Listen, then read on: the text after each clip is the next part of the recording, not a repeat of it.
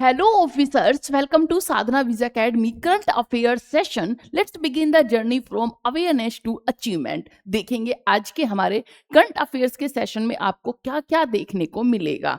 सबसे पहले हमारा ज्योग्राफी का पोर्शन, इसके बाद हमारी द हिंदू की न्यूज। आज हम द हिंदू की न्यूज के बाद फिर थोड़ा ज्योग्राफी का पोर्शन लेंगे, फिर उसके बाद द हिंदू की एक्स्ट्रा जो हमारी न्यूज होंगी उन्हें कवर करेंगे। इसके बाद हमारा चलेगा रिवीजन, जो कि हमारा डेली करंट अफेयर्स का लास्ट वीक का होता है, उसका हम रिवीजन करेंगे।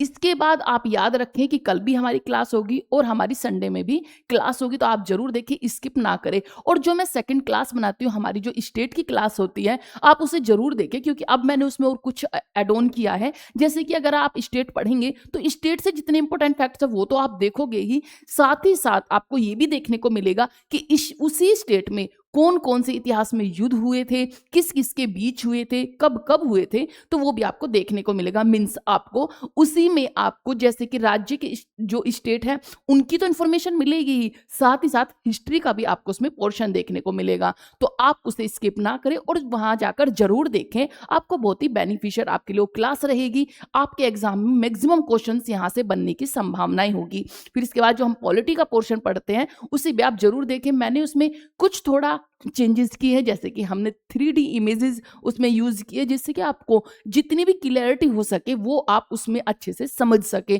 हर एक बाउंड्री मैप में हर एक बाउंड्री कहाँ कहाँ पर है, अच्छे से क्लियरिटी के साथ आप उसे देख पाए। चलते हैं हम सबसे पहले हमारी 7 कॉन्टिनेंट पर। अब 7 कॉन्टिनेंट कौन कौन से हैं, तो 7 कॉन्टिनेंट मैं आपको कितनी बार पढ़ा चुकी हूँ, लेकिन जिससे कि आप उसे भूले ना और आपको रिविजन होता रहे, तो वो आपको देखना होगा। तो सबसे पहले हम देखेंगे कि जो हमारे 7 कॉन्टिनेंट है, तो 7 कॉन्टिनेंट आपको देखने को मिलेंगे।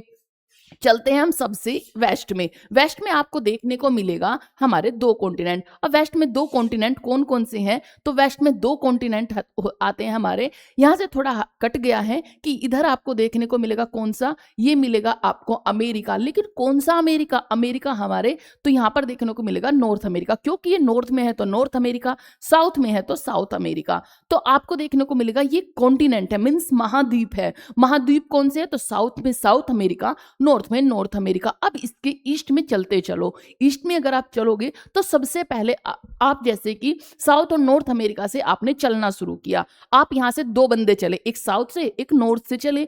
चलने के बाद अगर वो वेस्ट की तरफ चले तो उन्हें जाते जाते दो महाद्वीप और देखने को मिले। अब 2 महाद्वीप कौन से, तो आपको देखने को मिला जो नॉर्थ अमेरिका है उसके पास को पड़ेगा यूरोप, और अगर जो साउथ अमेरिका है उसके पास को पड़ेगा अफ्रीका।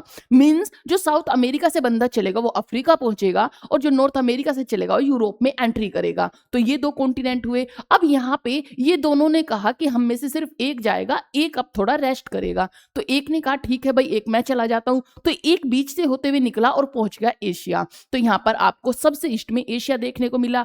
अब ये एशिया पहुंच के इसने कहा कि मैं तो थक चुका हूं, मैं तो अब जाऊंगा नहीं। जो बंदा पहले बचा हुआ था उसे वो पहले ही बोलकर गया था कि अब आगे के जो 2 कॉन्टिनेंट है उसमें तुझे जाना होगा।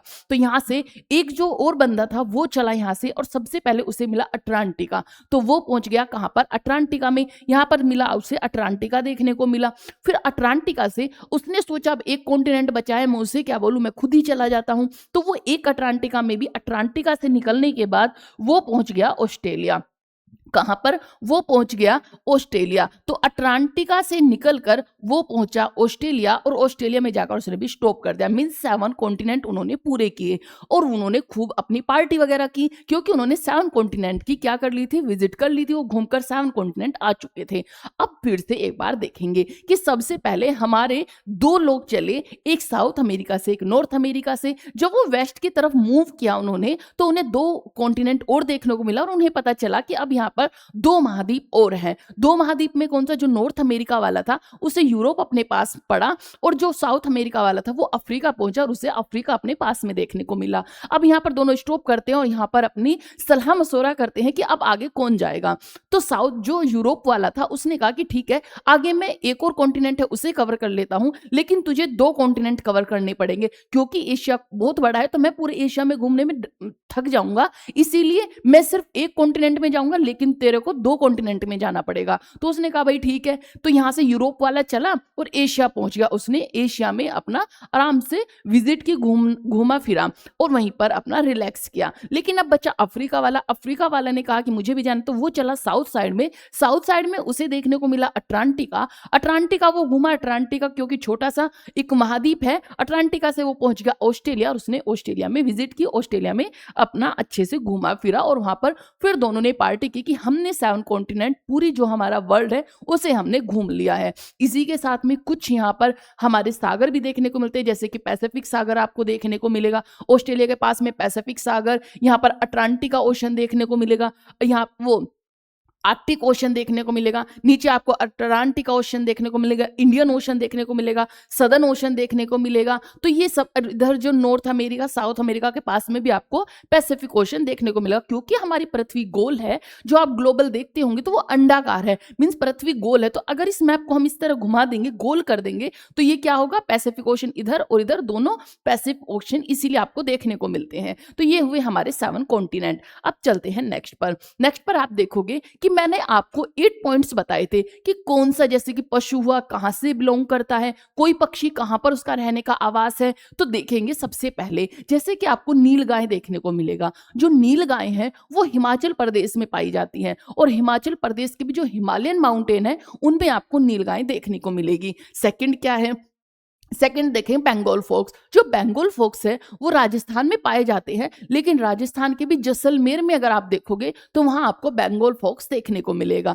थर्ड देखेंगे, थर्ड है इंडियन राइनोसोरस। जो इंडियन राइनोसोरस है वो काजीरंगा नेशनल पार्क में आपको देखने को मिलेंगे। काजीरंगा नेशनल पार्क में कौन पाए जाते हैं, राइनोसोरस पाए जाते हैं। इंडियन जो राइनोसोरस है वो काजीरंगा नेशनल पार्क में पाए जाते हैं। अब आपके लिए क्वेश्चन है कि काजीरंगा नेशनल पार्क कौन से स्टेट में पड़ता है, तो आप मुझे कमेंट बॉक्स में जरूर बताएंगे कि काजीरंगा नेशनल पार्क कौन से स्टेट में पड़ता है। जिसको भी पता होगा वो वहां जरूर लिखेगा। तो आगे देखते हैं येलो थ्रोटेड मर्टेन। येलो थ्रोटेड मर्टेन कहां देखने को मिलेगी, तो ये आपको देखने को मिलेगी अरुणाचल प्रदेश में। कहां पर, अरुणाचल प्रदेश में।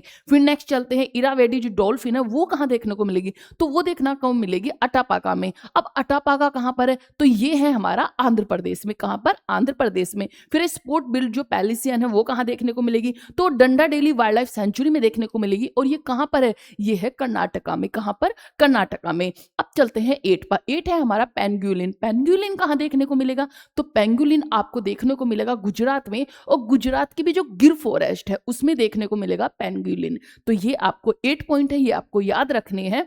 अगर आपको क्लास अच्छी लगे, देखने के बाद आपको समझ आए, तो आप क्लास को लाइक भी करें, सब्सक्राइब भी करें और शेयर भी करें। शेयर करने से क्या होता है कि जो क्वेश्चन, जो आपने करंट अफेयर्स की क्लास कर ली है, इसके बाद जिसके पास आप शेयर करेंगे, थोड़ी देर बाद उससे आप बात कर डिस्कस कर सकते हैं कि उसमें क्या क्या न्यूज़ थी। अगर आपको कुछ वहां से ऐसा होता है स्किप हो जाता है या फिर समझ नहीं आता, तो आप दोनों एक, जैसे हम देखते हैं ना बिग बॉस देखते हैं, बिग बॉस अगर 2 बंदे देख रहे हो तो उनके बड़े मजे आते हैं, बहुत अच्छे से बात करते हैं कि यार उसने ये किया बिग बॉस में, उसने ये किया, वहां फरहाना ऐसे कर रही थी, वो तानिया इस तरह कर रही थी। तो यहाँ से क्या होगा, यहाँ से आप एक डिस्कशन जो होता है ना, उसकी हमारी बातें करने का जो टाइमिंग है वो भी बढ़ जाता है। और दूसरा क्या होता है कि आप बात तो करते ही हो फोन पे, तो एक कुछ रिलेवेंट जो आपकी बातें होंगी वो होंगी, ऐसे नहीं कि फ्री फंड में ऐसे ही लगे पड़े हो। तो इसीलिए अगर बात कर रहे हो तो अपने टॉपिक से ही रिलेटेड बात करो, आपको अच्छा भी लगेगा। इसीलिए शेयर भी करें और सब्सक्राइब करें, जिससे कि डेली मेरी जो क्लासेज है वो आपको मिलती रहे। नेक्स्ट पर चलते हैं। इसके बाद देखते हैं हमारे जो, हमने ये नेशनल पार्क कितनी बार मैंने आपको कराए हुए हैं। मैंने स्टार्टिंग से लद्दाख से लिया था आपको कि कौन कौन सा नेशनल पार्क है, जैसे कि लद्दाख में मैंने हेमिस नेशनल पार्क पढ़ाया, उत्तर प्रदेश में आपको मैंने दुधुआ नेशनल पार्क पढ़ाया, बिहार में वाल्मीकि, सिक्किम में कंचनजंगा। तो ये मैंने आपको नेशनल पार्क काफी पढ़ाए हैं, उत्तराखंड के, हिमाचल प्रदेश के। तो ये सब बताए थे। आज आप इसमें बस देख लोगे, इसकी जो हम क्लास लेकर आएंगे वो कल देखेंगे। आज हम थोड़ा नदियों को देखेंगे, नहीं तो बहुत बड़ी क्लास हो जाएगी, फिर हमें ये इस काफी, जब बड़ी क्लास हो जाए तो फिर बहुत ज्यादा जो हमारा मटेरियल होता है वो एक होच पोच हो जाता है। तो इसीलिए नेशनल पार्क को बाद में देखेंगे, क्योंकि अभी हम 7 कॉन्टिनेंट देख रहे हैं। तो 7 कॉन्टिनेंट में आप देखेंगे कि साउथ अमेरिका और नॉर्थ अमेरिका। नॉर्थ अमेरिका में कौन कौन से देश मैंने आपको बताए थे, तो हम आगे पीपीटी में भी पढ़ेंगे, पीडीएफ में रिटर्न में आपको देखने को मिलेगा, लेकिन थोड़ा यहाँ भी देखेंगे। ये जो आपको येलो में देख रहा है ये मैक्सिको है, नॉर्थ अमेरिका का देश है। इसके बाद आपको यूनाइटेड स्टेट देखने को मिलेगा, इसके बाद कनाडा देखने को मिलेगा। और अब यहाँ देखेंगे देखेंगे तो यहाँ है ये अलास्का। कौन सा? अलास्का आपको देखने को मिलेगा। अलास्का में आप जानते हैं कि अभी जब अमेरिका गए थे, लास्ट टाइम जब पुतिन अमेरिका गए थे तो उन्होंने जब ट्रम्प से मीटिंग की थी वो अलास्का में की थी। कहाँ पर? अलास्का में की थी। तो यूएसए का ही पार्ट है अलास्का। तो कहाँ पर? ये नॉर्थ अमेरिका में देखने को मिलेगा। इसके बाद अगर आप आओगे साउथ अमेरिका पर, साउथ अमेरिका में आपको 13 देश देखने को मिलते हैं। कौन कौन से वो देश हैं? तो उसमें से कुछ आप देख सकते हैं जो इंपॉर्टेंट है, सारे नहीं देखेंगे, कुछ देख लो आज। जैसे कि चिली, आपको ये चिली और अर्जेंटीना आपको याद होना चाहिए एकदम से, पूरा प्रॉपर जो इसकी सिचुएशन है वो भी आपको याद होनी चाहिए कि चारों तरफ से सागर से, जो 3 तरफ से सागर से घिरा हुआ और बाउंड्री अपनी शेयर करता हुआ, किससे? चिली बाउंड्री अपनी जो बाउंड्री लाइन पर है, किसके? वो है अर्जेंटीना के। अर्जेंटीना की बाउंड्री पर आपको चिली देश देखने को मिलेगा। तो ये जो आपको ये लाइन दिख रही होगी ये है चिली देश की, और इधर आपको ये चिली देश देखने को मिलेगा। कौन सा? चिली देश। इधर आपको अर्जेंटीना देखने को मिलेगा। ऊपर आपको देखने को मिलेगा बोलिविया देखने को मिलेगा, पेरू देखने को मिलेगा, इक्वाडोर देखने को मिलेगा। यहाँ कौन सा है? इक्वाडोर है। कोलंबिया, वेनेजुला, इधर आपको देखने को मिलेगा गुआना, इधर आपको फ्रेंच गुआना, इधर आपको सूरीनाम, यहाँ पे देखने को मिलेगा सूरीनाम, और इधर आपको फ्रेंच गुआना देखने को मिलेगा। कौन कौन सा? गुआना, यहाँ पे देखने का मिलेगा आपको सूरीनाम, यहाँ पर देखने को मिलेगा फ्रेंच गुआना। कौन सा? French Guana. और ये आपको ब्राजील देखने को मिलेगा। आगे हम देखेंगे ब्राजील में कहाँ कहाँ पर अमेज़न फॉरेस्ट पड़ते हैं, इसी के साथ में अमेज़न नदी कहाँ को निकल रही है, तो ये सब हम आगे जानेंगे। तो ये हमारा हुआ। यहीं पर आपको ओशन भी देखने को मिलेगा, जैसे कि आपको इधर साउथ पैसिफिक ओशन देखने को मिलेगा, नॉर्थ अटलांटिक ओशन देखने को मिलेगा, north Atlantic ocean, south Atlantic ocean, ऊपर आपको देखने को आर्कटिक ओशन देखने को मिलेगा। इधर आपको ग्रीनफील्ड भी देखने को मिलेगा, ये भी नॉर्थ अमेरिका में पड़ता है, ग्रीनफील्ड भी नॉर्थ अमेरिका में पड़ता है। चलते हैं नेक्स्ट। अब देखते हैं कि पहले जो मैंने आपको बताया, कनाडा हमने देखा, मैक्सिको देखा, यूएसए देखा। अब इसके साथ साथ में इसकी राजधानी भी देखेंगे, क्योंकि आपके एग्जाम में कितनी बार आपकी राजधानी पूछी गई है कि किस कंट्रीज की कैपिटल क्या है, या फिर आपको मैच करने के लिए दे देते हैं कि इधर आपको कंट्रीज दे दी, इधर आपको कैपिटल्स दे दी, और आपको बोलेंगे कि इसमें आपको मैचिंग करना है। तो इसीलिए आपको जितने आप थोड़े थोड़े देश पढ़ेंगे उनकी कैपिटल भी आप याद रखेंगे। जैसे सबसे पहले आपको देखने को मिलेगा कनाडा। कनाडा की अगर आप कैपिटल देखेंगे तो आपको मिलेगी ओटावा। कौन सी है? ओटावा। कनाडा की राजधानी है ओटावा। संयुक्त राज्य अमेरिका की है वॉशिंगटन डीसी। मैक्सिको की आपको देखने को मिलेगी मैक्सिको सिटी। मीन्स मैक्सिको की तो याद करने की जरूरत नहीं है, मैक्सिको सिटी आपको इजिली याद हो जाएगी। रहा यूएसए के मैक्सिमम लोगों को याद होगी कि वॉशिंगटन डीसी है। बचा कनाडा, कनाडा की है ओटावा। तो इन 3 देशों में आप याद रखेंगे, कनाडा की ओटावा, यूएसए की वॉशिंगटन डीसी और मैक्सिको की मैक्सिको सिटी। अब चलते हैं हम थोड़ा जो हमारे सेंट्रल अमेरिका के पार्ट हैं, मीन्स जो बीच में पड़ते हैं। बीच में हमने देखा था, जैसे जो कि यहाँ पर पड़ते हैं, इन देशों को देखेंगे। ये छोटे छोटे जो आइलैंड में छोटे छोटे देश हैं, इन्हें हम काउंट करते हुए चलेंगे। सबसे पहले देखेंगे सेंट्रल अमेरिका के देश, उसमें सबसे पहले आएगा बेलीज। बेलीज की राजधानी क्या है? तो बेलीज की राजधानी है बेलमोपन। क्या है? बेलमोपन। बेलमोपन देखने को मिलेगी। फिर है कोस्टा रिका। कोस्टा रिका की राजधानी है सैन जोसे। क्या है? सैन जोसे। सैन जोसे आपको कोस्टा रिका की राजधानी देखने को मिलेगी। Costa Rica, San Jose. इसके बाद एल सल्वाडोर। एल सल्वाडोर की है सैन सल्वाडोर। तो ये इससे मिली जुली हुई है तो कम पूछी जाती है। जैसे उसी सिटी का, उसी शहर का नाम आ जाए तो आपसे कम पूछा जाएगा, इसीलिए ये सैन सल्वाडोर। ग्वाटेमाला। ग्वाटेमाला की ग्वाटेमाला सिटी हो गई। इसके बाद होंडुरस। होंडुरस की है टेगुसिगाल्पा। टेगुसिगाल्पा यहाँ की राजधानी है। फिर निकारागुआ। निकारागुआ की है मानागुआ। मानागुआ राजधानी। और फिर बाद में पैनामा। पैनामा की है पैनामा सिटी। इसके बाद नेक्स्ट देखते हैं। अब हमने देखा सेंट्रल के, लेकिन जो कैरिबियन सी के पास पास में पड़ते हैं वो कहलाते हैं कैरिबियन द्वीप राष्ट्र, और उन्हें हम देखेंगे कि कैरिबियन द्वीप राष्ट्र कौन कौन से हैं। तो सबसे पहले आपको देखने को मिलेगा एंटीगुआ और बारबूडा। कौन सा? एंटीगुआ और बारबूडा। तो इसकी राजधानी आपको सेंट जोन्स देखने को मिलेगी। क्या है? Saint John's. इसके बाद बहामास। बहामास की राजधानी आपको नसाउ देखने को मिलेगी। क्या है? नसाउ। फिर है बारबोडोस। बारबोडोस की है ब्रिज टाउन। क्या है? Bridge town. इसके बाद आपको देखने को मिलेगी क्यूबा। क्यूबा की राजधानी आपको देखने को मिलेगी हवाना। क्या है? क्यूबा की राजधानी हवाना। फिर है डोमिनिका। डोमिनिका की राजधानी होगी रोंजो। क्या है? रोंजो। इसके बाद डोमिनिकन गणराज्य, इसकी राजधानी होगी सेंट डोमिंगो। ग्रेनेडा। ग्रेनेडा की राजधानी होगी सेंट जॉर्जेस। हेती। हेती की राजधानी होगी Port of Prince. Jamaica. Jamaica की राजधानी होगी Kingston. Saint Kitts and Nevis की राजधानी होगी बासेटेरे। क्या है? बासेटेरे। सेंट लूसे की राजधानी होगी कास्तीज। सेंट विसेंट एंड ग्रेडाइंस की राजधानी होगी, यहाँ पर होगी किंग्सटाउन। क्या है? किंग्सटाउन। त्रिनाद एंड टोबागो की राजधानी होगी Port of Spain. Port of Spain. इसके बाद इसे आप एक एक बार सिर्फ रिवीजन कर लो, क्योंकि मैं हर वीक आपको क्या करूंगी, एक बार ये आपको रिवीजन जरूर कराऊंगी, क्योंकि वीक में हम अलग अलग दिन अलग अलग चीजें लेकर आएंगे। मैप में जैसे कि आज हमने वर्ल्ड मैप पढ़ा, इससे आगे कुछ अलग लेकर आएंगे, जैसे कल हमने अलग देखा था, या फिर जैसे एक दिन हमने पढ़ा रूस से रिलेटेड, जब पुतिन आए हुए थे तो हमने रूस की पूरी स्ट्रक्चर देखी, बाल्टिक देश देखे, वो सब चीजें देखी कि कहाँ कहाँ पर क्या क्या पढ़ते हैं।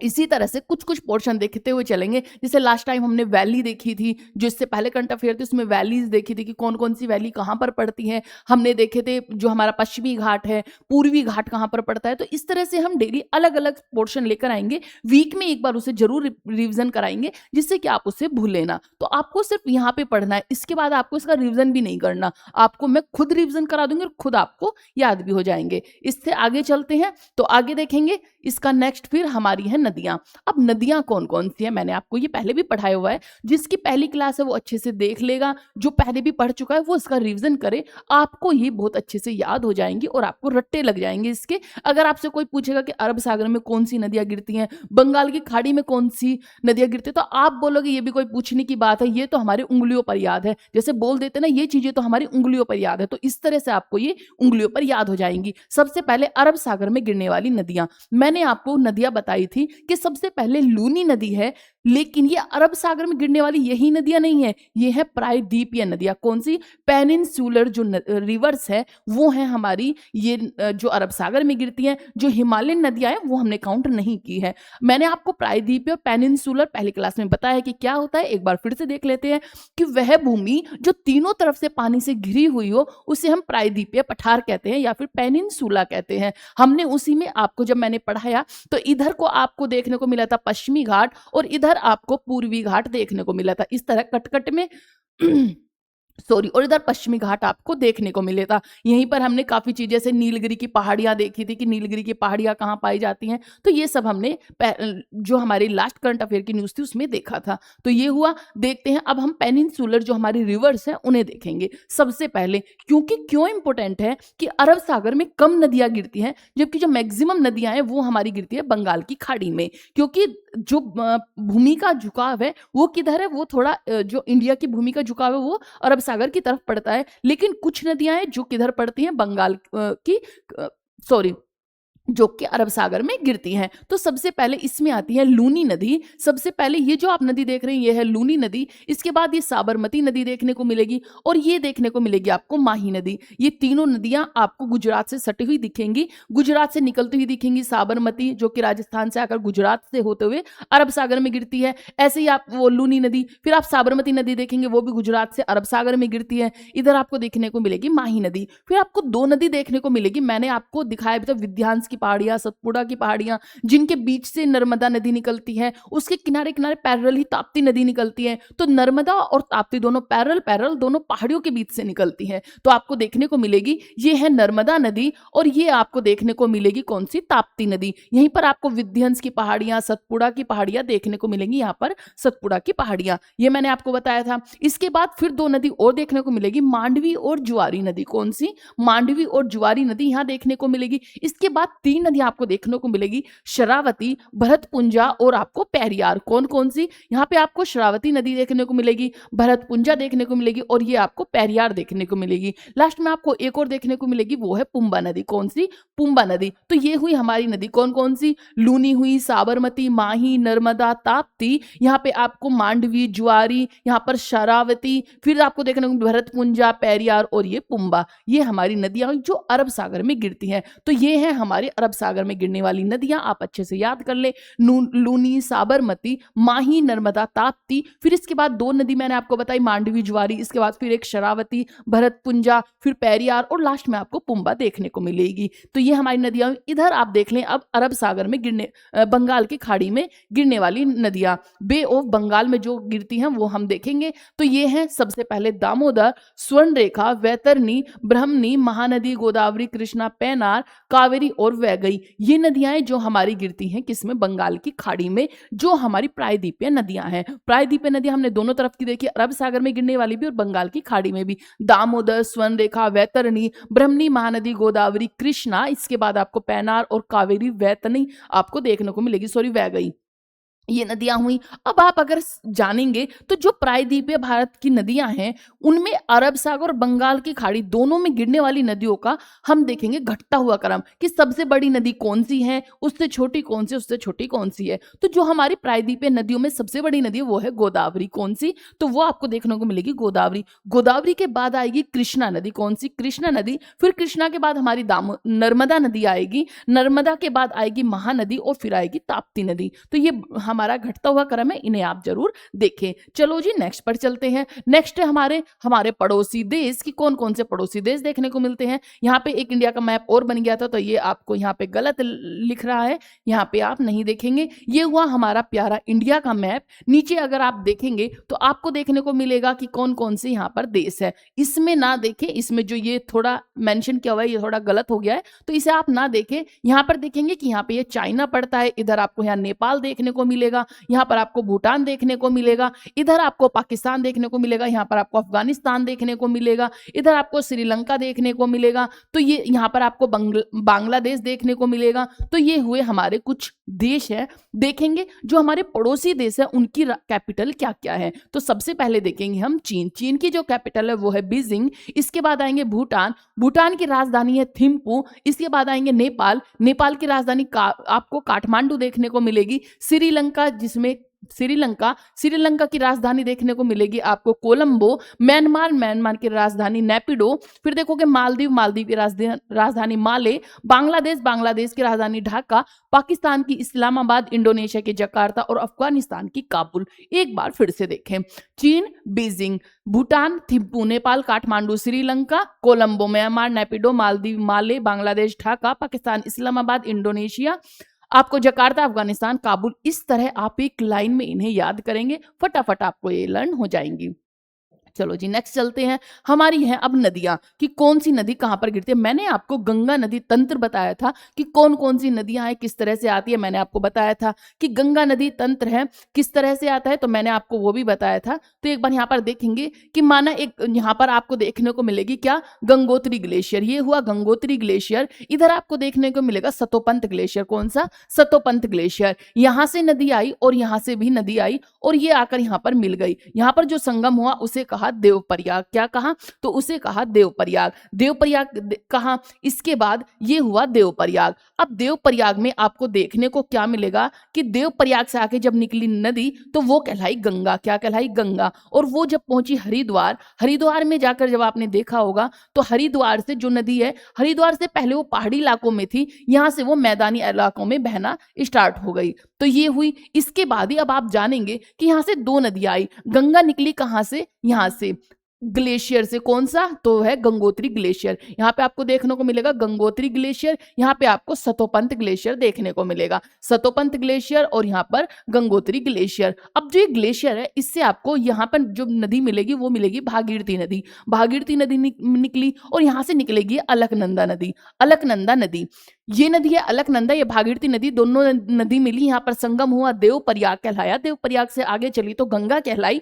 गंगा जब हरिद्वार पहुंची तो वहां से फिर जब वो आगे बहना उसने शुरू किया तो वो मैदानी भाग में पहुंच गई। मैदानी जब भाग में पहुंची तो यहाँ पर आपको कन्नौज के पास देखोगे कि यहाँ से रामगंगा आती हुई मिली। फिर थोड़ा और आगे गई तो यहाँ पर इसमें फिर से कावेरी नदी देखने को मिली, जहां पर कावेरी, सरस्वती और गंगा का संगम होता है। वो क्या कहलाया, प्रयागराज कहलाया। प्रयागराज से जब आगे चली तो उसमें घाघर, गंडक, ये नदियां, कोसी नदी मिली जो कि गंगा की ट्रिब्यूटरी हैं। फिर थोड़ा और आगे चली तो उसमें कौन सी, महानदी मिली, जहां से वो दो नदियों में वितरित हो गई। दो नदियों में टूटकर किसमें, एक हुगली के नाम से जानी गई, एक पद्मा के नाम से जानी गई। तो ये नदियां हुई। अब यहां से आप एक बार और देख लेंगे कि जब ये देवप्रयाग था, देवप्रयाग से अलकनंदा के बीच में आपको 4 प्रयाग और देखने को मिलते हैं। कौन कौन से, तो यहां अगर आप देखेंगे तो यहां से एक नदी है मंदाकिनी। मंदाकिनी नदी आई, ये है केदारनाथ के पास से निकलती है, ये है मंदाकिनी नदी। मंदाकिनी नदी जब आई, मंदाकिनी नदी जब यहां पर मिली, मंदाकिनी नदी आई कहां पर, मंदाकिनी नदी जब यहां पर आकर मिली तो उसने कौन सा प्रयाग बना, तो यहाँ पर बना रुद्र प्रयाग। कौन सा? रुद्र प्रयाग। इसके बाद फिर एक नदी यहाँ पर देखेंगे, यहाँ से एक नदी ये इस तरह से ये नदी आई और ये नदी आई पिंडारनी नदी। कौन सी? पिंडारनी नदी। और पिंडारनी नदी ने जब आकर संगम किया अलकनंदा से, तो यहाँ पर बना कर्ण प्रयाग। कौन सा? कर्ण प्रयाग। तो यहाँ पर कर्ण प्रयाग मिला। इसके बाद फिर एक नदी ऊपर और देखोगे, और एक ऊपर नदी आपको यहाँ से आती दिखेगी, और ये नदी आई यहाँ पर नंदाकिनी। नंदाकिनी नदी जब अलकनंदा में मिली, तो फिर से आपको एक प्रयाग देखने को मिला, वो था आपका नंद प्रयाग। कौन सा? नंद प्रयाग। तो यहाँ आपको नंद प्रयाग देखने को मिला। एक नदी और आपको देखने को मिलेगी यहाँ पर, और ये जब नदी आई तो ये आई धौली गंगा। धौली गंगा जब अलकनंदा में मिली, तो उसने एक प्रयाग बनाया, वो बनाया विष्णु प्रयाग। कौन सा? विष्णु प्रयाग। तो आपको यहाँ 5 प्रयाग देखने को मिले। कौन कौन से? तो आपको देखने को मिला विष्णु प्रयाग नंबर 1 पर। सेकंड पर आपको देखने को मिला कौन सा? तो वो मिला आपको नंद प्रयाग। नंद प्रयाग देखने को मिला। थर्ड पर आपको देखने को मिला, थर्ड नंबर पे आपको एक और प्रयाग देखने को मिला, तो वो था आपको जब हमारी पिंडार, यहाँ पर आपको कौन सी नदी? धौली गंगा अलकनंदा में मिली, यहाँ पर नंदाकिनी नदी अलकनंदा में मिली, यहाँ पे पिंडारनी नदी फिर से इसमें मिली अलकनंदा में, और उसने क्या? यहाँ पर कर्ण प्रयाग देखने को मिला, कर्ण प्रयाग। फिर आपने देखी फोर्थ नदी थी हमारी कौन सी? कि फोर्थ नदी आई और किस में मिली? हमारे मंदाकिनी आकर मिली अलकनंदा में, और वो कौन सी कहलाई? तो वो कहलाया रुद्र प्रयाग। कौन सा? रुद्र प्रयाग। इसके बाद फिफ्थ जो हुआ लास्ट में, अलकनंदा किससे मिली? भागीरथी से, और वहां पर आपको देखने को मिला कौन सा प्रयाग? देव प्रयाग। कौन सा? देव प्रयाग। तो ये हमारे 5 प्रयाग हुए जो आपने देखे, अच्छे से आपको समझ आए होंगे। कितनी बार ये क्वेश्चन में पूछे जाते हैं कि कौन से प्रयाग में कौन कौन सी नदी का संगम होता है, तो याद रखें आप। अलकनंदा तो सब में कॉमन है ही, बस ऊपर से याद रख ले कि आपको पहले धौली गंगा निकली थी, फिर नंदाकिनी नदी आकर मिली, फिर पिंडारनी नदी आकर मिली, फिर मंदाकिनी नदी आकर मिली, और लास्ट में मिली भागीरथी और अलकनंदा। 5 प्रयाग बने। तो इसी तरह से याद रख ले, पहला जो प्रयाग बना विष्णु प्रयाग, फिर दूसरा जो बना नंद प्रयाग, थर्ड बना कर्ण प्रयाग, और फोर्थ बना रुद्र प्रयाग, और सबसे लास्ट में देव प्रयाग। ये हमारे प्रयाग हुए। चलो जी, अब देखते हैं हम हमारी गंगा नदी कहां कहां पर आपको देखने को मिलेगी। तो गंगा नदी का आप थोड़ी सी यहाँ पे स्ट्रक्चर देख लेंगे। लास्ट में आपको देखने को मिलेगा कि कौन कौन सी नदियां हैं। यहां पर आप देखेंगे, यहीं पर आप देखेंगे ये है गंगा नदी, आपको देखने को मिल रही होगी ये है गंगा नदी, और ये गंगा नदी बहती हुई चल रही है। जो इसमें गंगा आई है ये है यमुना नदी। कौन सी? यमुना नदी। यहाँ से जब चली तो यहाँ पर एक नदी और आके मिली, वो है सोन नदी। जब ये सोन नदी आके गंगा यहाँ पर चली, और यहाँ से 2 भाग में ये विभाजित हो गई, एक आई पश्चिम बंगाल और एक बांग्लादेश में चली गई। तो ये हमारी नदियां हुई। इसके बाद अब चलते हैं नेक्स्ट पर, देखेंगे हमारी जो नॉर्थ की नदियां हैं। नॉर्थ की कौन कौन सी नदियां हैं? मैंने आपको सिंधु नदी समझौता समझाया था। ये नदियां मैंने कितनी बार आपको पढ़ा लिया, आपको याद होना भी चाहिए। ये हमारा समझौता हुआ था, सिंधु नदी समझौता 1960 में हुआ था। किस किस के बीच हुआ था? भारत और पाकिस्तान के बीच में हुआ था। तो आपको याद रखना है कि भारत और पाकिस्तान के बीच एक समझौता हुआ। कब हुआ? जब हमारा देश आजाद हुआ था, क्योंकि पानी को बांटना था कि भाई कौन सी नदी का पाकिस्तान के पास जाएगा, कौन सी नदियां भारत में रहेंगी। इसी के बीच समझौता हुआ था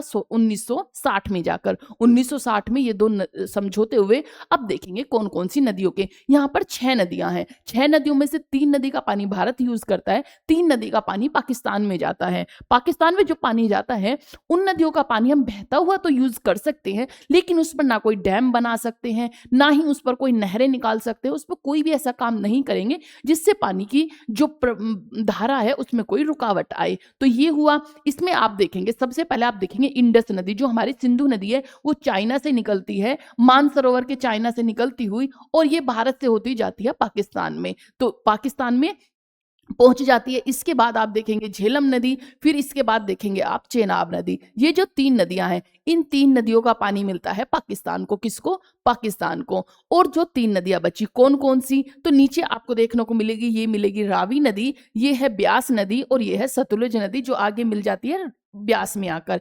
इन जो 3 नदियों का पानी है, ये यूज करेगा भारत। कौन यूज करेगा? इसे यूज करेगा भारत। तो इसे भारत यूज करेगा। तो ये हुई हमारी छह नदियां, 3 नदियों का पानी पाकिस्तान को, 3 नदियों का भारत को। याद रखें कौन कौन सी, सिंधु नदी, झेलम नदी और चेनाब नदी, इन तीनों का पानी पाकिस्तान को जाएगा। फिर बची रावी, ब्यास और सतलुज, इसका पानी जाएगा भारत को। आपको ये याद रखना है इन पॉइंट्स को, ये काफी इंपॉर्टेंट है। ये है गंगा, गंगा की ट्रिब्यूटरीज। मैंने आपको बताया जब गंगा यहाँ से आई तो गंगा में यहाँ पे आके मिली एक नदी जो थी राम गंगा।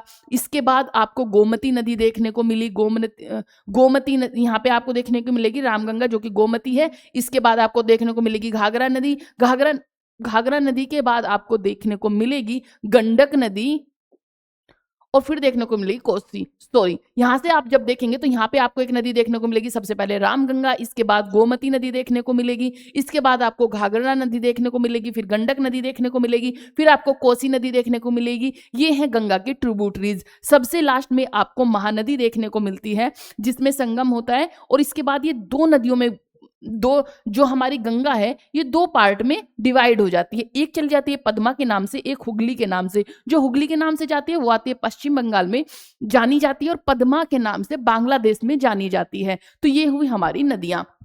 इसके साथ ही अगर आप देखेंगे तो ये है कावेरी नदी, जो कि कावेरी नदी है और कहां पर जाती है, ये पहुंच जाती है गंगा में मिलती है। गंगा में कहां पर मिलती है, प्रयागराज में, इलाहाबाद में मिलती है, जहां पर 3 नदियों का संगम होता है, गंगा, यमुना, सरस्वती। इसी के साथ यमुना की अगर ट्रिब्यूटरीज देखेंगे तो इंपोर्टेंट आप देख लेंगे कि आपको एक देखने को मिलेगी बेतवा नदी, एक देखने को मिलेगी तामसा नदी और एक कैन नदी देखने को मिलेगी, जो कि किसकी, यमुना की ट्रिब्यूटरीज है। ये हुई। नेक्स्ट चलते हैं। इसके बाद मैंने आपको बता ही दिया है कि गंगा नदी में आकर जो जो नदियां मिलती हैं ये इसकी ट्रिब्यूटरीज है। यहाँ पे आपको अच्छे से गंगा तंत्र देखने को मिलेगा। सबसे पहले आपको यहाँ पर देखने को मिलेगी यमुना नदी, जो कि यमुनोत्री ग्लेशियर से निकल रही है। इसी के साथ में यहाँ से आपको गंगा नदी देखने को मिलेगी, और ये कहाँ से निकल रही है, गंगा ग्लेशियर, जो कि गंगोत्री ग्लेशियर से निकल रही है। सबसे पहले जब गंगा पहुंची यहाँ पर तो यहाँ आपको कन्नौज में रामगंगा आती हुई दिखाई दी। फिर आगे एक और नदी आई, गोमती नदी। पहले देखेंगे ईस्ट साइड से कौन कौन सी नदी आई, रामगंगा, गोमती, इसके बाद घाघर, गंडक और कोसी, 3 नदियां आई। ये तीनों ही नदियां नेपाल से आती हैं। कहां से, नेपाल से आती हैं। इसके बाद ये नदी यहाँ पे आकर इसने टर्न लिया और ये महानंदा इसमें मिली, महानदी नहीं सॉरी महानदी इसमें मिली। और महानदी के जब मिली तो उसी के बाद में महानदी मिली पद्मा में आकर, और इधर ये हुगली के नाम से भी जानी गई। पश्चिम बंगाल में 2 धाराओं में टूट गई, कौन सी, हुगली और पद्मा नदी में महानंदा मिली, और इसमें हुगली में आपको दामोदर नदी देखने को मिली। अब अगर आप देखेंगे वेस्ट साइड से, अब देखो आप कि अगर इस तरह से आप देखेंगे तो नॉर्थ और साउथ आपको देखने को मिलेगा कि नॉर्थ से ये आई और साउथ से ये आई। देखो जी, यहाँ से आपको यमुना नदी देखने को मिली। यमुना नदी की आप देखेंगे 3 नदियां जो कि मैक्सिमम, जो कि इंपॉर्टेंट है, कैन नदी और बेतवा नदी, और एक है हमारी चंबल नदी। कौन सी है, चंबल नदी या फिर बनास नदी। ये तीनों ट्रिब्यूटरी हैं यमुना की। इधर से एक और नदी आई, ये आई सोन नदी। तो इधर से सिर्फ 2 नदियां मिली, सोन नदी और यमुना नदी। इधर से कितनी नदियां मिली, रामगंगा, फिर मिली हमारी गोमती नदी, घाघर, गंडक और कोसी। 6 नदियां आकर इसमें मिली। ये हैं गंगा की ट्रिब्यूटरीज। आपको आई होप अच्छे से समझ आ गया होगा। अब चलते हैं हमारी न्यूज पर। सबसे पहले है कि जो हमारी रुपये की हालत है वो गिरती हुई जा रही है। द हिंदू की पहली न्यूज है कि जो हमारा रुपया है वो कितना, 90 रुपया $1 के बराबर हो गया। रुपये की जो हमारी डिमांड है वो गिर रही है। इससे क्या इफेक्ट पड़ेंगे हमारी अर्थव्यवस्था पर, तो यह इसमें बताया गया है कि अगर रुपये के दाम गिरते हैं तो इससे महंगाई भी बढ़ेगी। कहीं कुछ छोटे थोड़े फायदे भी होंगे, लेकिन इससे नुकसान होने की भी बहुत ज्यादा हमारी संभावनाएं हैं। ये सब चीजें क्यों हो रही है, ये हो रही है कि जो हमारी अमेरिका से डील होनी थी वो अब तक नहीं हुई है। इसके वजह से क्या हुआ है, अमेरिका के जो निवेशक हैं उन्होंने हमारे जो शेयर हैं या शेयर मार्केट में पैसा यूज किया हुआ है, उन्होंने वहां से अपना पैसा निकाल लिया है। इससे क्या हो रहा है, रुपए की जो हालत है वो गिर रही है और डॉलर उसके रुपए के मुकाबले स्ट्रोंग बन रहा है। अब यहाँ पर क्या देखा जा रहा है कि इससे हमारी महंगाई बढ़ेगी, इससे बहुत सारी चीजों में उथल पुथल हो सकती है। तो ये सब चीजें हम देखेंगे। सबसे पहले कि आखिरी कुछ दिनों में रुपए की कीमत गिरकर $1 बराबर हो गई है 90 रुपए आसपास पहुंच गई। इससे चर्चा शुरू हो गई है कि रुपया क्यों गिर रहा है। तो क्या आर्थिक कमजोरी के संकेत हैं, या फिर क्या हमें चिंता करनी चाहिए, या फिर गिरते जो रुपए से भारत को कोई फायदा भी होता है। इससे फिर सवाल उठता है कि कि जो मैडम सब जो हमारी है मदन सबनवीस चीफ इकोनॉमिक्स, जो हमारे मदन है, मदन सबनवीस जो कि चीफ इकोनॉमिक्स है किसके, बैंक ऑफ बड़ौदा के, उन्होंने कहा है कि क्या इनसे मिलकर कुछ चर्चा की है, मींस जो हमारे चीफ है उन्होंने मिलकर कुछ इस पर चर्चा की है कि नहीं की है, तो ये देखने की बात आ रही है। सबसे पहले कि जो बुनियादी आर्थिक कारण है, मदन सबनवीस के अनुसार भारत का फिजिकल जो डेफिसिट है वो बड़ा है, करंट अकाउंट डेफिसिट बढ़ रहा है। इसी के साथ विदेशी जो निवेशक है भारत से पैसा निकाल रहे हैं, सबसे बड़ी बात है कि विदेशी जो है पैसा निकाल रहे हैं, जिसकी वजह से रुपए की जो हालत है वो गिर रही है। डॉलर आप जानेंगे, आपके मन में ये क्वेश्चन आएगा कि आखिर डॉलर इतना स्ट्रॉन्ग बन कैसे गया। तो इसकी एक कहानी है कि क्या हुआ था जब एक करेंसी को निश्चित नहीं किया गया था कि कौन सी करेंसी निश्चित की जाएगी। तो जैसे हम होते हैं ना, हम सब लोग अपने बैंक में पैसा जमा कर देते हैं और हम क्या करते हैं, जिससे कि कोई चोरी चकारी ना हो, कोई प्रॉब्लम क्रिएट ना हो, तो क्या करते हैं, हम बैंक में अपना पैसा इकट्ठा कर देते हैं। अब बाई चांस बैंक हमें कह दे कि हम आपका पैसा वापस नहीं देंगे, आपको एक टोकन दे रहे हैं, इस टोकन को आप कहीं दिखाओगे तो आपको इससे पैसे मिल जाएंगे, लेकिन हम सीधे सीधे आपको पैसे, या आपने जो चीज रखी हुई है, मीन्स जैसे कि हम गोल्ड होता है, हम गोल्ड रख देते हैं बैंक में, जमा कर देते हैं, बैंक डिनाई कर दे कि मैं तुम्हारा गोल्ड वापस ही नहीं करूंगा, मैं सिर्फ आपको एक टोकन दूंगा, आपको ये टोकन जगह दिखाना है और आपको इससे पैसा मिल जाएगा। यही हालत हुई अमेरिका की। अमेरिका ने यही किया। क्या किया, जिन जिन देशों का पैसा वहां कलेक्ट था, जो गोल्ड रखा हुआ था, जैसे कि गोल्ड रखकर चीजें खरीद ली जाती है, तो वहां जो बैंक यूएसए में गोल्ड रखा हुआ था, तो यूएसए ने डिनाई कर दिया कि मैं किसी का भी गोल्ड वापस नहीं करूंगा, आपको एक टोकन दूंगा जिसका नाम होगा डॉलर, मैं आपको एक डॉलर दूंगा, आप इसे दिखाएंगे और पूरे जो विश्व में है आपको इससे पैसा मिल जाएगा। इस तरह डॉलर प्रचलित हुआ। जो यूएसए ने अपनी एक प्लानिंग प्लॉटिंग की, उसी के अकॉर्डिंग क्या हुआ, डॉलर सब जगह फेमस हो गया, हर जगह डॉलर की मान्यता बढ़ी, और इसीलिए डॉलर एक ऐसी करेंसी जो हर जगह क्या होती है, वैल्यूएबल होती है, उससे पैसा आप ले सकते हैं। इसी वजह से अभी क्या हो रहा है, जो पुतिन आए थे रशिया से, उन्होंने इसी पर चर्चा भी की, क्योंकि रशिया को बैन किया हुआ है कि वो डॉलर यूज नहीं करेगा, तो इसकी वजह से जो रूसी करेंसी है वो बाहर यूज नहीं कर पा रहे हैं। अब भारत जो उससे ऑयल खरीद रहा है, तो हम वहां पर रुपया दे रहे हैं, लेकिन रुपया का वो करे क्या, वो तो ऐसे के ऐसे ही रखा, क्योंकि रुपया हर जगह तो चलता नहीं है। ऐसे ही इसी वजह से क्या कर रहे हैं कि रूसी जो निवेशक है वो भारत में क्या करेंगे, निवेश करेंगे, जिससे जो वो रूस का पैसा है वो इकट्ठा हो रहा है वो काम आ पाएगा, लेन देन हो पाएगा। इससे क्या होगा, हमारी जो अर्थव्यवस्था है वो भी अच्छी होगी, ऊपर से जो रुपया है वो भी ठीक होगा। और इसी के साथ एक हमारा सेबर बैंक है, उसने कहा है कि एक ऐसी करेंसी प्रचलित करते हैं जिससे कि हम अपना लेन देन कर सके, एक निश्चित करेंसी का भी बनाया जा रहा है जो डॉलर से अलग हो। तो इसका भी प्रावधान देखा जा रहा है, इस पे भी चर्चाएं की जा रही है। तो ये थी डॉलर की बात है कि डॉलर इतना मजबूत बन कैसे गया। तो इसी से अब देखते हैं, विदेशी निवेशक भारत से पैसा निकाल रहे हैं, फॉरेन एक्सचेंज जो रिजर्व थोड़ा कम हुआ है, ये सभी संकेत बताते हैं कि अर्थव्यवस्था का जो मूल ढांचा दबाव में है। अमेरिका भारत व्यापार समझौते की अनिश्चितता, ये भी सबसे बड़ी बात है। जो अमेरिका और भारत का व्यापार होना था उसमें जो कोई भी निश्चितता नहीं आ रही है, उस पर व्यापार नहीं हो रहा है। तो इस पर भी बहुत चीज इस पर देखी जा रही है कि आखिर ऐसा क्यों, जो व्यापार नहीं हो रहा है उससे भी जो वहां के निवेशक है वो घबराए हुए हैं और वो अपना पैसा बाहर निकाल रहे हैं। और वो निवेशक ऐसे नहीं कि छोटे छोटे निवेशक, बहुत बड़े बड़े निवेशक हैं और बहुत बड़े बड़े अमाउंट में अपनी करेंसी को वापस ले रहे हैं। तो ये भी एक देखा जा रहा है। कुछ समय पहले लग रहा था कि भारत अमेरिका व्यापार सौदा हो सकता है जिससे कोई सहारा मिल सके, लेकिन अब स्थिति जो है उल्टी हो गई है, जिससे निवेशकों का विश्वास थोड़ा कम हुआ है और रुपया नीचे आया है। आरबीआई का इसमें क्या इंटरफेयर है कि आरबीआई अक्सर डॉलर बेचकर रुपए को मजबूत रखता है, लेकिन हाल ही में आरबीआई ने हस्तक्षेप थोड़ा कम कर दिया है कि वो इसमें हस्तक्षेप नहीं कर रहा है। तो ये आरबीआई की स्थिति दिखा रहा है। क्या गिरता रुपया अर्थव्यवस्था की कमजोरी दिखाता है? नहीं, जरूरी नहीं है। अगर हम पूरे साल की जीडीपी ग्रोथ देखें तो भारत की जो वृद्धि दर है अभी भी मजबूत रही है। ऐसी नहीं कि हमारी अर्थव्यवस्था डगमगा गई है या हमारी अर्थव्यवस्था कमजोर हो रही है, ऐसा कुछ भी नहीं है। इसलिए रुपये का गिरना कमजोर अर्थव्यवस्था का संकेत नहीं है, बल्कि बाजार की जो अस्थिरता है, जो अस्थिरता और अंतर्राष्ट्रीय स्थितियों का असर है। ये किस वजह से हो रहा है? जो अंतर्राष्ट्रीय में ये स्थितियां पैदा हो रही हैं, जो अमेरिका में ट्रंप ने एक हलचल मचाई हुई है कि जब चाह जो टैरिफ है वो थोप दिया, ऊपर से जो व्यापार हमारे डगमगा रहे हैं, उसके कारण जो है रुपये की थोड़ी डॉलर के मुकाबले चीजें गिर रही हैं। रुपया इसलिए गिर रहा है क्योंकि विदेशी निवेश कम हुआ है और अमेरिका की जो आर्थिक स्थिति मजबूत है।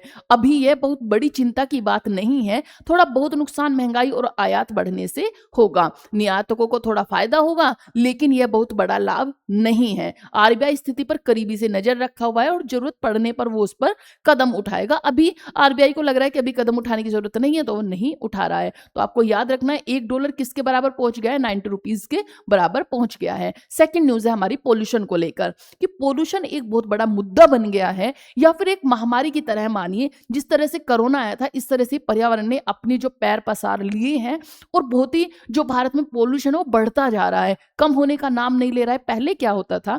पहले अगर आपने सुना होगा तो जब सर्दियों का मौसम आता था, तब आपको लगता था कि हाँ, पोल्यूशन की जो डिमांड है वो बढ़ने लगी है। हम मास्क लगाना यूज कर देते थे, क्योंकि वहां पे पराली जो है वो जलाई जा रही है, इसीलिए यहाँ का जो सर्दियों में पोल्यूशन बढ़ गया है, ऊपर से बारिश नहीं हो रही है। तो ये सब सिचुएशंस होती थी।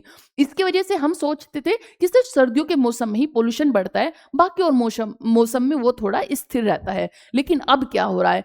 अब हर मौसम में पोल्यूशन बराबर दिखाई दे रहा है। मींस अब ऐसा नहीं है कि मौसमी ये दिक्कतें हैं, अब ये 12 की 12 मास ऐसे ही हमारा पोल्यूशन बढ़ा हुआ है। और पोल्यूशन ऐसे नहीं, कम उसमें बढ़ रहा है, काफी हद तक बढ़ा हुआ है। इसीलिए पोल्यूशन को देखते हुए ये चिंता की बात है, क्योंकि इससे काफी बीमारियां होती हैं। जो दिल्ली में रहने वाले लोग हैं, वो उनकी ऐसा माना जा रहा है आंकड़ों को देखते हुए कि दिल्ली के लोगों की जो जीने की आयु है वो 8-9 साल कम होती जा रही है, क्योंकि ये पोल्यूशन इतना प्रभाव उन पर डाल रहा है। इसी के साथ में अगर आप देखेंगे तो आपको देखने को मिलेगा और जगह भी पोल्यूशन है, लेकिन दिल्ली में, ये आपने देखा होगा, दिल्ली, गाजियाबाद, यहाँ पर आपको मैक्सिमम पोल्यूशन देखने को मिलेगा। एक तो यहाँ पर ट्रैफिक बहुत ज्यादा है, साथ ही साथ यहाँ इसी के आसपास आपको पंजाब, हरियाणा देखने को मिलता है। इसी से क्या होते हैं? पराली जलाई जाती है, जिस पर रोक नहीं लग रही है। मैंने आपको लास्ट न्यूज में बताया भी था कि पराली में ये बताया गया कि 90% इन चीजों को रोका गया है, लेकिन ये आंकड़े गलत थे। सिर्फ 30% ही कुछ कमी आई है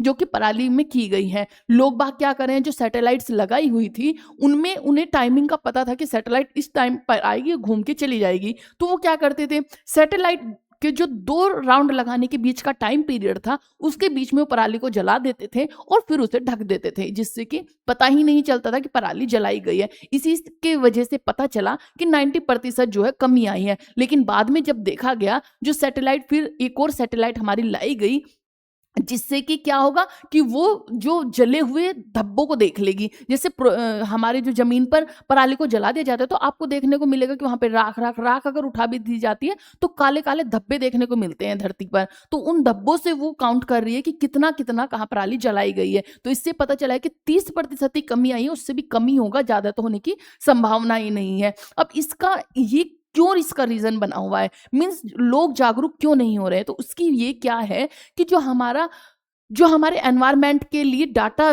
निकाला जाता है, जो हमारा आईक्यू होता है, आईक्यूआई, उसे हमारा 500 किया हुआ है और उससे ऊपर जाने ही नहीं देते। बोल देते कि ये हमारा एक निश्चित है।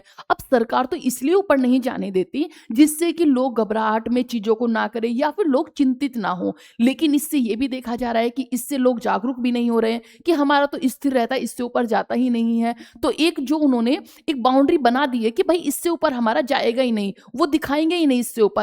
ये 500 का कर दिया है कि इससे ऊपर हमारा जाएगा ही नहीं, जो रहेगा नीचे ही पोल्यूशन रहेगा। अब इससे क्या हो रहा है कि जो लोग हैं उन्हें जागरूकता ही नहीं मिलती, उन्हें लगता है कि पोल्यूशन तो इससे नीचे ही है, पोल्यूशन बढ़ ही नहीं रहा है। लेकिन इससे पोल्यूशन बढ़ रहा है, तो अगर हम रोजाना डाटा हमें देखते रहेंगे कि हमारा पोल्यूशन कितना बढ़ रहा है, तो शायद लोग जागरूक हों कि भाई पोल्यूशन अभी इतना था और अब इतना बढ़ गया है। तो इसीलिए ये डेटा सही देना चाहिए, क्योंकि इस पोल्यूशन से हमें बीमारियां हो सकती है, हमें दिल की बीमारी हो सकती है, बच्चों को बीमारियां हो रही हैं। तो ये सब चीजें देखी जा रही हैं और उनकी इसकी वजह से काफी हमें संकट भी हो सकता है। आइए देखते हैं कि भारत में वायु प्रदूषण सबसे बड़ा स्वास्थ्य संकट क्यों है। भारत में वायु प्रदूषण अब सिर्फ सर्दियों तक सीमित समस्या नहीं है, यह एक लगातार बढ़ता हुआ गंभीर सार्वजनिक स्वास्थ्य संकट बन चुका है, जो देश के अधिकांश हिस्सों में साल भर मौजूद रहता है। प्रदूषण का असर हर आयु वर्ग, हर सामाजिक समूह और क्षेत्र पर पड़ता है। भारत की जो वायु गुणवत्ता है गंभीर है, व्यापक और लगातार बिगड़ती जा रही है। 2025 की निगरानी में 256 शहरों में 150 शहरों में जो इसका PM 2.5 था, जो PM है वो कितना था, 2.5 स्तर था। भारत के मानक जो कि हमारा 40 माइक्रोग्राम पर मीटर क्यूब और WHO मानक जो होता है वो 10 है। मीन्स क्या है कि हमारा जो है वो 40 दिया गया है कि हम 40 तक सीमित रह सकते हैं, लेकिन WHO ने सिर्फ 10 दिया हुआ है, हमने बढ़ाया हुआ है उससे भी, तब भी हमारा पोल्यूशन बढ़ रहा है, कई गुना ज्यादा पाया गया है। इससे सीधे तौर पर औसत जीवन प्रत्याशा कम हो रही है और छोटे बच्चों में बीमारियां बढ़ रही हैं। नॉर्थ इंडिया खासकर जो कि दिल्ली NCR में हालत सबसे बदतर हुए हैं। IQI जो AQI है का सीवर कैप जो है हमारा हटाना जरूरी है ताकि असल प्रदूषण दिख सके। मैंने आपको बताया जो हमारा AQI है वो हमने 500 ही किया हुआ है, इससे ऊपर हमारा जाएगा ही नहीं, चाहे हमारा कितना पोल्यूशन बढ़ जाए। तो ये हटाने की जरूरत है और हमें एक्यूरेट जो हमारा पोल्यूशन AQI है उसे दिखाने की जरूरत है। एक क्योंकि अब कई जगहों पर प्रदूषण 500 से 1000 AQI से भी ऊपर पहुंच चुका है। सोचो कि जो हमारी गवर्नमेंट है उसने 500 निश्चित किया हुआ है, लेकिन हमारा देखा जा रहा है कि 500 से 1000 से ऊपर भी पहुंच गया है। तो इसे हमें दिखाने की जरूरत है जिससे कि लोगों में जागरूकता बढ़े और हम इस पर थोड़ा ध्यान दें। वायु प्रदूषण का भारत में मौतों का सबसे बड़ा जो कारण है 2023 में जो हमारी ग्लोबल एयर रिपोर्ट है 2024 के अनुसार 2023 में 23 लाख लोगों की मौत वायु प्रदूषण से हुई। वायु प्रदूषण से ऐसे नहीं कि हमने पोल्यूशन सूंघा और हम मर गए, नहीं, ऐसे नहीं, कैसे बीमारियों से ग्रस्त होकर, जैसे कि किसी को हृदय रोग हुआ या फिर स्ट्रोक आ गया, क्रोनिक फेफड़ों की बीमारियां हो गई, कैंसर की बीमारी हो गई, अस्थमा की बीमारी हो गई, मधुमेह जैसी बीमारियों के बिगड़ते कारण ये मौतें हुई। आपने देखा होगा कैंसर के अभी पहले रेयर केस में आपको सुनने को मिलता था उस बंदे को कैंसर हो गया और लोग डर जाते थे कि यार कैंसर हो गया, लेकिन अभी आप देख रहे होंगे आस पड़ोस में ही कितने लोगों को आपको कैंसर देखने को मिलेगा, जिसका सुनो उसके यहाँ पे कैंसर हो गया है। तो ये कैंसर जो है बहुत ही ज्यादा फैलने लगा है। इसका कारण क्या है, ये पोल्यूशन की वजह से ये चीजें बढ़ रही है। ऊपर से स्ट्रोक जो आते हैं कि उसे स्ट्रोक पड़ गया, स्ट्रोक एक नॉर्मल चीज हो गई है कि हर तीसरे बंदे को स्ट्रोक पड़ रहा है, तो ये भी काफी देखा जा रहा है कि ये पोल्यूशन के ही कारण है। तो इसीलिए आप जितना हो सके पोल्यूशन को कम करने की कोशिश करें। इससे हम थोड़ा लोगों को जागरूकता भी करानी बहुत जरूरी है कि गवर्नमेंट कोशिश करे लोगों को जागरूक करना। जितनी पब्लिसिटी वो करती हैं अपनी वोट मांगने के लिए या फिर नेता बनने के लिए, इतनी पब्लिसिटी अगर वो पोल्यूशन के लिए भी करे कि भाई हमें जागरूक करे कि आप क्या कर सकते हैं जिससे पोल्यूशन कम हो, जब तक लोगों को सामने से आईना नहीं दिखाया जाता वो उसमें नहीं रुकावट करते हैं। अगर एक फैमिली में 5 लोग हैं तो 5 लोग अलग अलग गाड़ियां लेकर निकल रहे हैं, लेकिन अगर गवर्नमेंट कोई कदम उठाए, पोल्यूशन के खिलाफ कोई कदम उठाए और जागरूक करे कि आप 5 अलग अलग गाड़ियों में न जाकर एक गाड़ी में चले जाओ,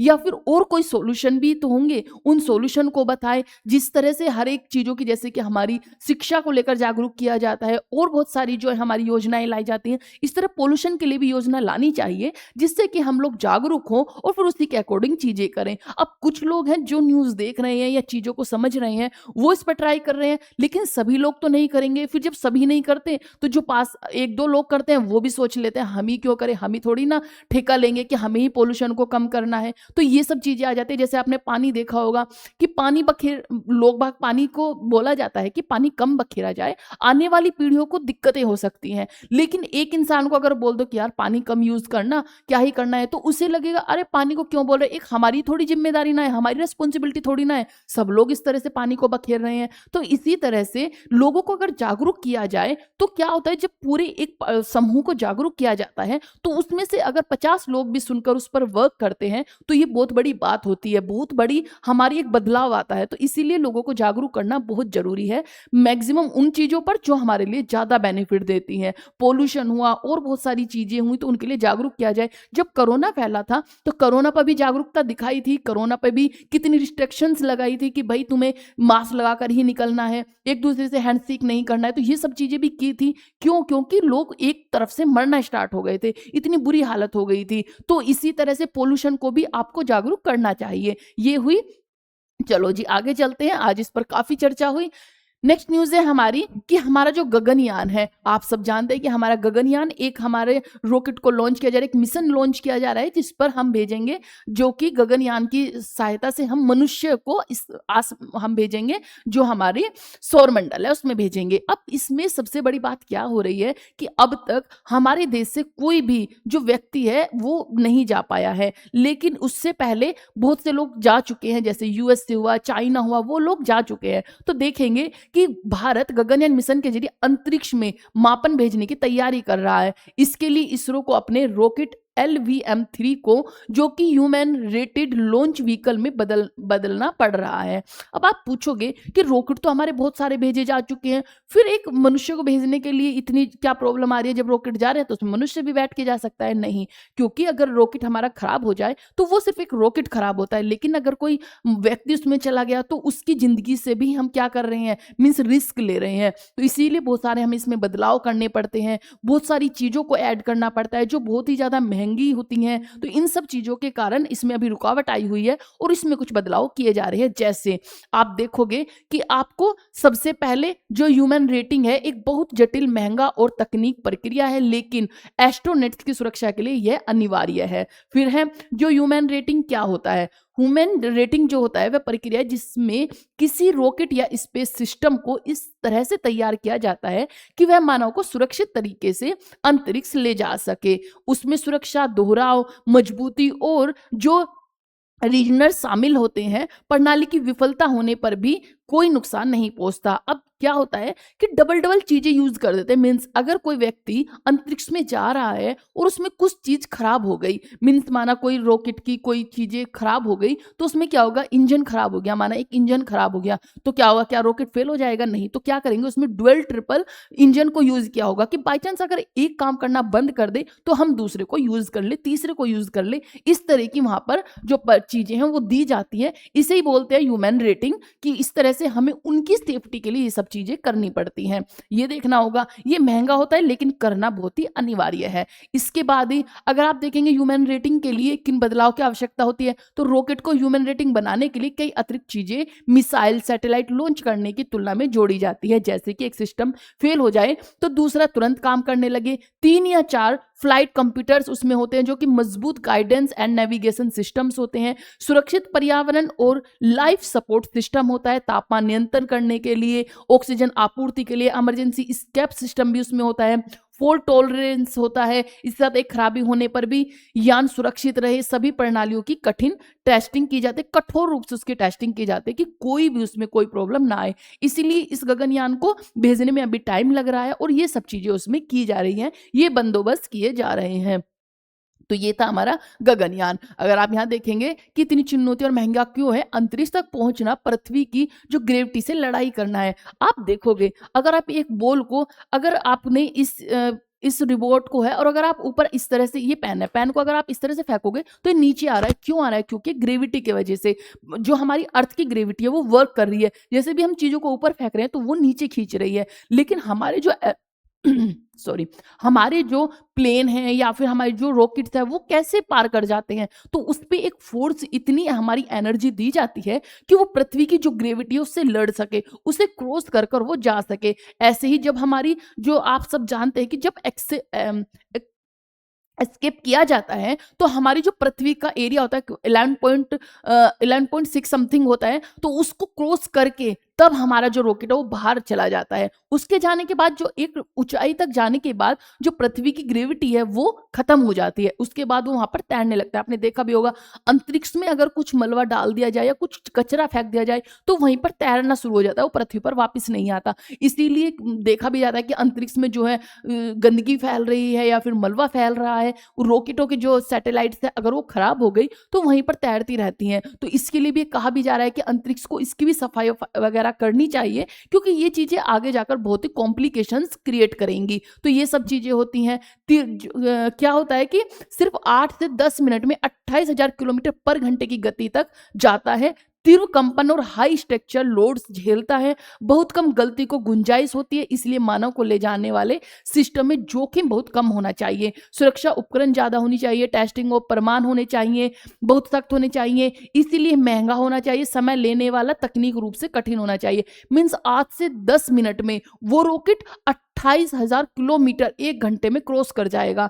तो कितना ये 28,000 किलोमीटर अगर एक घंटे में क्रॉस करा है, सोचो कितनी फास्ट उसकी जो स्पीड होगी, और अगर उसमें थोड़ी सी भी कोई कमी हो गई तो वो ब्लास्ट कर जाएगी। इसीलिए ये सब चीजें बहुत ज्यादा देखने की जरूरत है।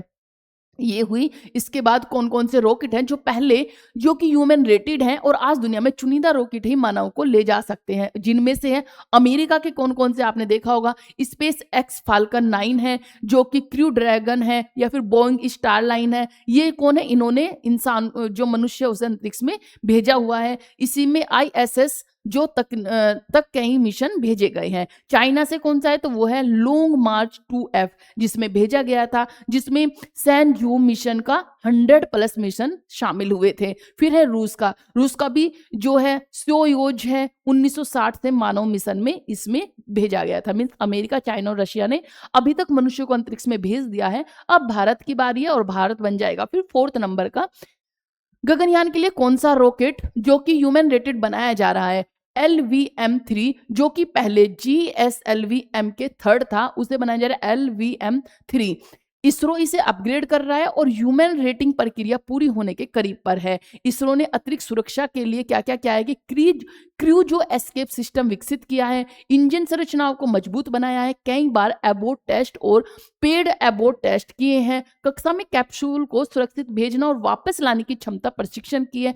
अब तक 7 सफल एबोर्ट मिशन किए जा चुके हैं। ये इसरो की सबसे सुरक्षित प्रणाली मानी जा रही है। मीन्स वो पूरी कोशिश करें कि जब भी हम कोई मिशन लॉन्च करते हैं तो हम मैक्सिमम अपना 100% देते हैं कि कोई भी कसर ना रह जाए, कोई भी कमी ना रह जाए। वो अलग बात है कि कुछ हमारे सफल हो जाते हैं और कुछ हमारे विफल हो जाते हैं, लेकिन जो हमारी इसरो की टीम है या फिर जो हमारे साइंटिस्ट हैं वो अपना 100% देते हैं कि कोई भी छोटी छोटी चीजों में कहीं पर भी कोई कमी ना रह जाए। यह ह्यूमन रेटिंग भारत के लिए क्यों महत्वपूर्ण है, भारत अंतरिक्ष में मानव भेजने वाला चुनिंदा देशों में शामिल होगा। गगनयान मिशन में भारतीय अंतरिक्ष यात्री अंतरिक्ष में 3 दिन तक रहेंगे। यह इसरो की तकनीक क्षमता और अंतर्राष्ट्रीय प्रतिष्ठा बढ़ाएगा। भविष्य में space tourism, space station, deep space mission के लिए आधार तैयार करेगा। ये सब चीजें हुई। ह्यूमन रेटिंग गगनयान मिशन के लिए रीढ़ की हड्डी है। ये सुनिश्चित करता है कि भारतीय अंतरिक्ष यात्री पूरी तरह सुरक्षित रहे, रॉकेट में किसी विफलता की स्थिति में भी जान बचाई जा सके। यह प्रक्रिया कठिन और महंगी जरूर है, लेकिन भारत के अंतरिक्ष मिशनों के भविष्य के लिए अत्यंत महत्वपूर्ण है। ये हमारी गगनयान से रिलेटेड न्यूज हुई। अब चलते हैं, हमारा जो हाइपोक्सिया है इसको देखेंगे कि मेम्ब्रेन लिप्स जो हमारे ड्राइव करते हैं, पैनक्रियाट सेल हैं to move. IIT Bombay study क्या की है IIT बॉम्बे स्टडी में, तो आप यहाँ पर देखेंगे कि कम ऑक्सीजन जो कि हाइपोक्सिया में जो पैरिक्योटिक कैंसर कोशिकाओं का व्यवहार कैसे बदलता है ये देखेंगे। तो जो पैरियोक्रेटिक कैंसर के मैंने आपको बताया, ये जो पैरियोक्रेटिक कैंसर है बहुत ही खतरनाक कैंसर है। इसके बारे में कुछ स्टडी की है बॉम्बे IIT ने। क्या की है, तो ये जो है ये बहुत ही खतरनाक और तेजी से फैलने वाला कैंसर है। हम जो ये है कम ऑक्सीजन वाले वातावरण में और अधिक तेजी से बढ़ता है। अगर कहीं कम ऑक्सीजन होगी तो जो ये कैंसर है ये और ज्यादा बढ़ेगा, कम ऑक्सीजन में और ज्यादा ये बढ़ता है। इसके जो IIT बॉम्बे के वैज्ञानिक ने पता लगाया कि हाइपोक्सिया कैंसर कोशिकाओं की बाहरी झिल्ली में मौजूद लिपिड्स को बदल देती है। इसी के साथ में ये वाली न्यूज आप एक बार यहाँ से, हम एक और न्यूज है, 1 मिनट देंगे।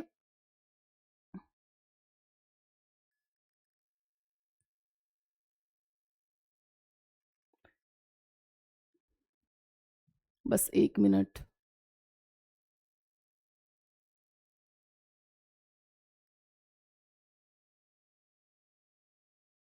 12 दिसंबर की हमारी करंट अफेयर की न्यूज़ है। आई थिंक यही होगी क्या? No no no no no no, ये होगी। एक बार देखते हैं, हमारी इसमें थोड़ी सी चीज़ें, बस थोड़ा सा हम देखेंगे। जो हमारी करंट अफेयर की न्यूज़ है वो थोड़ी चेंजेस हुई हैं क्या?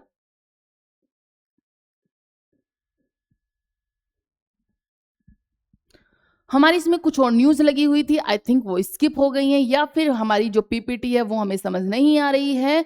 तो इसमें हम देखेंगे क्योंकि हमारी एक और पीपीटी में जिसकी हमारी कुछ और करंट अफेयर्स की न्यूज़ थी द हिंदू की, वो कहाँ पर गई हुई हैं, तो वो थोड़ा-सा देखेंगे एक बार।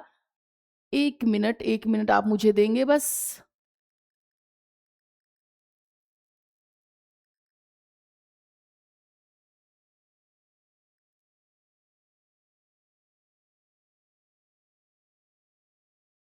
मैंने ये अच्छे से की हुई थी और इसमें चलो आज हम यही पढ़ लेते हैं। कुछ हमारी न्यूज़ है जो छूट गई है पर कोई बात नहीं है। इससे आगे हमारी ये न्यूज़ हम कंटिन्यू करते हैं कि इसके बारे में क्या कहा गया है कि जो हमारा हाइपोक्सिया कैंसर कोशिकाओं को बाहरी झिल्ली जो कि सेल मेम्ब्रेन में मौजूद लिपिड्स को बदला देती हैं। बदलाव कैंसर कोशिकाओं को ज़्यादा तेजी से फैलने में मदद करता है। यह खोज भविष्य में ऐसे इलाजों का रास्ता खोल सकती है जो कैंसर कोशिकाओं को मूव करने की क्षमता को रोक सके। ये हुई। इसके बाद चलते हैं नेक्स्ट पर कि जो पेरियोकट जो हमारी पैनक्रियाटिक कैंसर क्यों ज़्यादा खतरनाक है। ये तेजी से बढ़ने वाला कैंसर है। आपको याद रखना है ये कैंसर ऑक्सीजन की कमी से और ज़्यादा बढ़ता है और ये सबसे तेजी से बढ़ता है। इसमें जो मेटास्टेटिस होते हैं यानी शरीर में अन्य जगह फैलने की दर बहुत ज़्यादा होती है। ट्यूमर के अंदर ऑक्सीजन बहुत कम होती है, हाइपोऑक्सिया इन्वायरमेंट, जिससे कैंसर कोशिकाएं और अधिक सक्रिय हो जाती है। जो हमारा ट्यूमर होता है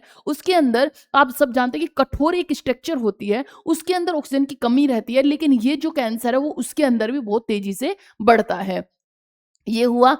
इसी के साथ में आईआईटी बॉम्बे की वैज्ञानिक शोधना कपूर और उनकी टीम ने पाया कि हाइपोक्सिया कैंसर कोशिकाओं की झिल्ली के लिपिड्स को बदल देती है। इससे कोशिकाओं की बाहरी संरचना और गुण बदल जाते हैं। वे तेजी से चल सकती हैं, आसानी से फैल सकती हैं, ट्यूमर की सीमाओं से बाहर निकलकर अन्य अंगों तक पहुंच सकती हैं। इसी के साथ में आईआईटी बॉम्बे का यह शोध बताता है कि हाइपोक्सिया कैंसर कोशिकाओं की झिल्ली के लिए लिपिड्स को बदलता है, जिससे कोशिकाएं ज्यादा तेजी से फैलने लगती हैं। भविष्य में इस प्रक्रिया को रोककर कैंसर के फैलाव को भी रोकना संभव हो सकता है। कि अगर ये जो हमारा पैनक्रियाटिक कैंसर फैल रहा है, अगर इसे रोकना है, ये क्यों होता है? क्योंकि हाइपोक्सिया क्या होता है? जहां ऑक्सीजन की कमी रहती है। तो हाइपोक्सिया कैंसर की कमी में क्या करता है? बढ़ोतरी कर देता है। उसकी चलने की जो बढ़ोतरी है, उसकी जो कोशिकाएं हैं वो और ज्यादा बढ़ने लगती हैं, बदलाव आने लगता है। तो उसे अगर रोकना है तो उसके लिए कहा गया है कि उसकी संभव करने के लिए हमें क्या करना होगा कि कोशिकाएं ज्यादा तेजी से फैलने के लिए कैंसर पर हमें बदलाव करने होंगे और इसे फिर रोकना संभव हो सकेगा। ये थी हमारी आज की न्यूज। द हिंदू की और भी न्यूज थी, वो पता नहीं कैसे इस पीपीटी में ऐड नहीं हो पाई हैं, पर हम रिवीजन करते हैं। और इसके बाद आप याद रखें कि इसके बाद हमें एक स्टेट भी पढ़ना है जिसमें आपको बहुत सारी नॉलेज देखने को मिलेगी। सबसे पहले हाल ही में द्रौपदी मुर्मू द्वारा 8 नवंबर से प्रारंभ होने वाली यात्रा किस देश में की गई थी? तो ये किस देश में की गई थी? तो आप जानेंगे कि ये की गई थी हमारी माली और नाइजर में। कहां पर हमारी की गई थी? प्रेसिडेंट द्रौपदी मुर्मू जो कि स्टेट विजिट किया था अंगोला और बोत्सवाना में की गई थी। यहाँ पर आप देखेंगे हाल ही में डिजिटल सेवा वितरण में अग्रणी भूमिका लिए किस ग्राम पंचायत को राष्ट्रीय ई गवर्नेंस पुरस्कार 2025 से सम्मानित किया गया। ये हमारी न्यूज पहले पढ़ चुके हैं, तो आज की करंट अफेयर को हम यही रखेंगे। थोड़ा चीजें हमारी गड़बड़ हो गई हैं तो उसे हम थोड़ा ठीक करके या फिर मैं इसके पार्ट 2 में उन्हें मेंशन कर दूंगी। आई होप आपको ये न्यूज समझ आई होगी। अच्छे से समझ आई हो तो शेयर को लाइक और सब्सक्राइब जरूर करें। इसे करना ना भूले। Have a good day. जय हिंद, जय भारत।